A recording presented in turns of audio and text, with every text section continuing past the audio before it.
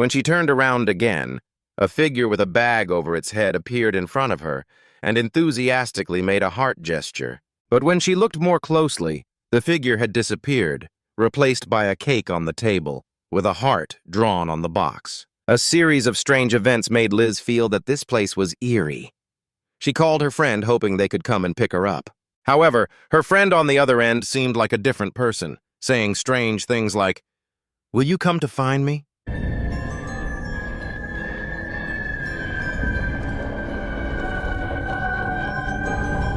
Liz's call was inexplicably cut off.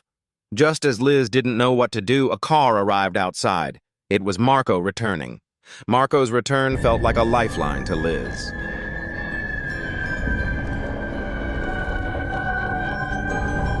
Liz told Marco about what had happened and expressed that she didn't want to stay there any longer.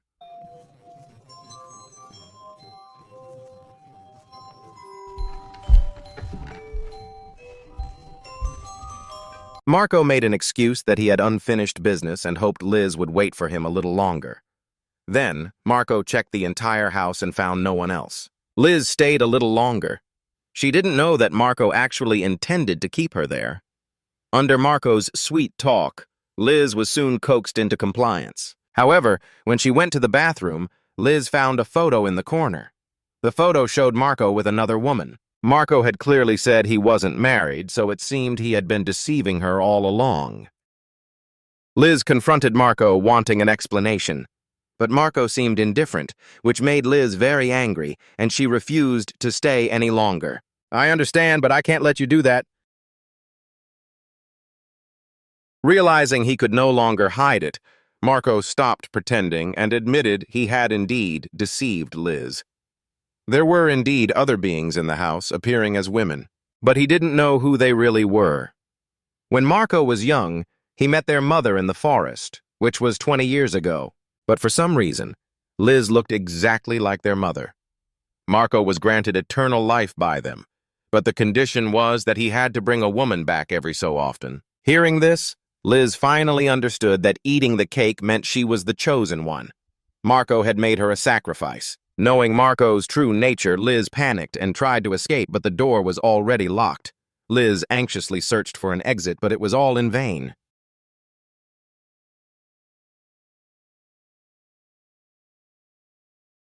In despair, she felt a phone on the ground, but she couldn't turn it on. The creatures were slowly approaching her, their drool even falling on her phone screen. Realizing the danger was closing in, Liz hurried to the rooftop. Fortunately, the window there could still be opened. Standing on the high building, below was a rushing stream. But at this point, Liz couldn't care about much else. She grabbed a hook on the wall, planning to climb down.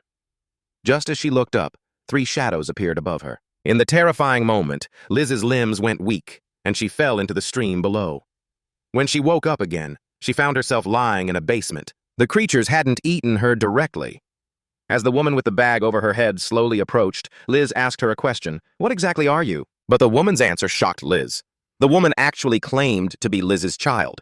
Then, the woman pulled off the bag, revealing a face composed of several women's faces. Those faces were all the women sacrificed by Marco. The monsters did not harm Liz, but surrounded her, seemingly treating her as their mother.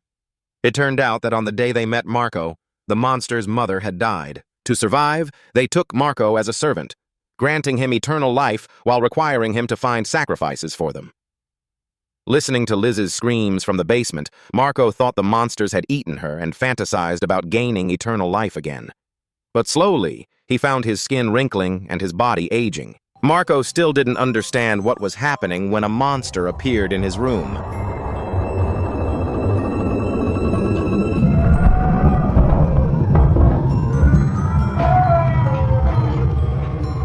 The next day, Marco woke up completely transformed into an old man. He was so decrepit that even breathing became difficult. He was hung upside down on a tree, and Liz appeared before him. He was rejuvenated, as if reborn.